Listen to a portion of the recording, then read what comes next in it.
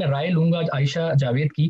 تدفین کا جو عمل ہے, پہلے تدفین کا یہ عمل تھا کہ ڈاکٹرز کو جو ہے ہسپتال میت کو حوالے نہیں کر رہے تھے, اور بالکل وہ شکل بھی نہیں دکھا رہے تھے, اور لوگوں میں یہ اس لیے یہ تاثر پھیل گیا کہ شاید ڈیڈ باڈی ہے ہی نہیں, روئی کے کاٹن ہیں, کپڑے بھرے ہوئے ہیں, اور ڈیڈ باڈی امریکہ ٹرانسپورٹ ہو گئی. حالانکہ امریکہ میں پاکستان سے زیادہ ڈیڈ باڈی ہے, 2 لاکھ 3 لاکھ ڈیڈ باڈیز ہیں, ان کو ہماری پاکستان کی ڈیڈ باڈیز امپورٹ کرنے کی کیا ضرورت ہے جب یہاں ڈیڈ باڈیز ہیں. تو لیکن اب میں نے کچھ گورنمنٹ اہلکاروں سے بات کی, اور مجھے پتا چلا کہ پچھلے 2 ہفتوں سے پالیسی بدل گئی ہے, اور اب وہ غسل دیتے ہیں اور وہ آپ کو تابوت میں آپ کے حوالے کر دیتے ہیں. آپ سے صرف یہ درخواست ہے کہ آپ لمبے بڑے بڑے جنازے نہ کریں, کل نہ کریں, بڑی بڑی نہ کریں. آپ کچھ لوگوں کو جو خاندان کے قریب ترین لوگ ہیں انہیں بلائیں, چہرہ دکھائیں, لیکن چھوئیں نہ, کیونکہ چھونے سے کانٹیکٹ, جیسا کہ ابھی میں فرحان سے بھی بات کروں گا اس بارے میں, کہ چھونے سے بھی یہ بیماری ہوتی ہے, کیونکہ اگر کوئی لعاب نکلا ہے وہ باڈی پہ لگ سکتا ہے. آپ دیکھیں, ان کی مغفرت کی دعا کریں, اور انہیں سادگی سے آپ جو ہے آپ انہیں وہ کر دیں, دفنا دیں. اس سے ان کے ثواب میں فرق نہیں پڑے گا کہ ان کے جنازے میں 10 لوگ تھے, 10,000 کیوں نہیں تھے, کیونکہ حالات ایسے ہیں. تو مجھے اس بارے میں گائیڈ کریں, جنازے کے حوالے سے آپ کا کیا ہدایت ہو؟ جی, جنازہ پہلی تو بات یہ ہے کہ یہ ہر شخص پر شریعت کی طرف سے فرض نہیں ہے. اگر چند لوگ بھی کسی ایک شخص کا جنازہ جو ہے وہ ادا کر دیں گے تو وہ جنازہ ادا ہو جائے گا. دوسرا یہ ہے کہ بعض لوگوں میں یہ کانسیپٹ ہے کہ جنازے کے لیے بہت زیادہ لوگ ہونے چاہیے. ٹھیک ہے, اگر ہو جائیں تو بہت اچھی بات ہے, لیکن ایکسیپشنل کیسز میں, استثنائی صورتحال میں اگر زیادہ لوگ جنازہ ادا نہیں کر پاتے تو ایسا نہیں ہے کہ اس شخص کا جنازہ ہوگا نہیں. اور جب کہ ہمیں اس بات کا علم ہے کہ وبا پھیلی ہوئی ہے اور اس کا ایک شخص سے دوسرے شخص تک پھیلاؤ کا امکان بہت زیادہ ہے, تو صرف اتنے لوگ کہ جن کے ادا کرنے سے نماز جنازہ ادا ہو جائے تو یہ کافی ہوگا.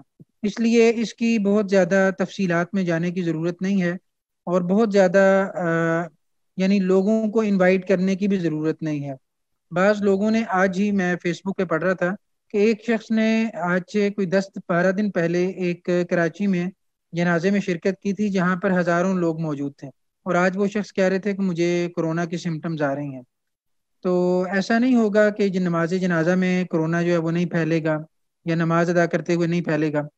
تو جتنی بیسک ریکوائرمنٹس ہیں جو شریعت نے آپ کے اوپر لاگو کی ہیں ان کو آپ ادا کیجئے, اور باقی جو تفصیلات ہیں ان کو وبا کی صورتحال سمجھتے ہوئے ترک کر دیجئے. انشاءاللہ ان لوگوں کے ثواب میں کوئی کمی نہیں آئے گی. آپ گھر میں بھی ان کے لیے دعا کریں گے تو اللہ تعالیٰ دعا سننے والا ہے. اللہ تعالیٰ ہر جگہ آپ کی باتوں کو سننے والا ہے. جی, بہت شکریہ ماجد. میں ایک اور سوال بعد میں آؤں گا آپ کی طرف, لیکن بہت بہت شکریہ دینی رہنمائی کے لیے بھی, اور بڑے ریفرنس اور بڑے وہ کہتے ہیں محقق اور تحقیق کے ساتھ جو آپ نے بات کی, جزاک اللہ. عائشہ جاوید, ڈاکٹر عائشہ جاوید, آپ مجھے بتائیے گا کہ پیمز میں آپ کام کر رہی ہیں, تو جب ڈیتھ ہوتی ہے تو آپ کو کن مسائل کا سامنا ہے؟ میں نے توڑ پھوڑ بھی دیکھی ہے ٹی وی میں, فیس بک پہ لوگ مار پٹائی بھی کرتے ہیں, لوگ کہتے ہیں ہم تو صرف کھانسی زکام کے ساتھ آئے تھے. مجھے یہ نہیں لگتا کہ کھانسی زکام کے ساتھ کوئی بھی کیا ہاسپٹل جاتا ہے, آپ تبھی جاتے ہیں جب آپ کی طبیعت بگڑتی ہے. اور اس لیے ہم نے اتنی تفصیل میں بتایا, قریشی نے بتایا, فیضان نے, فرحان نے بتایا کہ کتنے فیصد میں کیا کیا ہوتا ہے. جنازہ جب کوئی فوت ہو جاتا ہے تو ہاسپٹل کا پروٹوکول کیا ہے, پہلے کیا تھا, اب کیا ہے, اور آپ کو کن مسائل کا سامنا؟ جی وکاس, جیسے کہ میں نے آپ کو ابھی ذکر کیا تھا پچھلے سوال کے جواب میں کہ ظاہری بات ہے کہ کورونا کے مرض سے جس مریض کی خدا نخواستہ ڈیتھ ہو جاتی ہے تو ظاہری بات ہے لواحقین ایک بہت ہی نازک صورتحال سے گزر رہے ہوتے ہیں.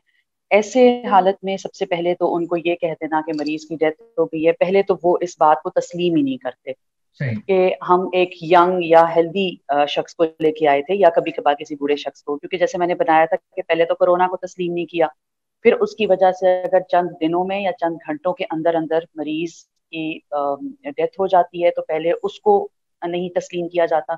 پھر اس کے بعد یہ ہوتا ہے کہ چونکہ کورونا ایک ایسا مرض ہے جس میں حکومت نے شروع میں یہ لائعمل بنایا تھا کہ غسل بھی ہسپتال کا عملہ دے گا, اس کو کفن بھی ہسپتال کے اندر پہنایا جائے گا, اور اس کے بعد ایک کفن میں, یعنی جو کفن ہوتا ہے ایک اسکوائر باکس ہے جی, تابوت کے اندر ڈالا جائے گا, اور پھر یہ باڈی ڈائریکٹلی ہینڈ اوور نہیں کی جاتی تھی اٹینڈنٹس کو یا لواحقین کو, وہ گورنمنٹ ایڈمنسٹریشن کی گاڑی کے اندر قبرستان تک لے کے جایا جاتا تھا, اور بہت کم لوگوں کی موجودگی میں नमाज जनाजा अदा करने की इजाजत दी जाती थी, कंधे से कंधा मिलाकर सब बनाने की इजाजत नहीं देती थी। अब नहीं है जी, ऐसा।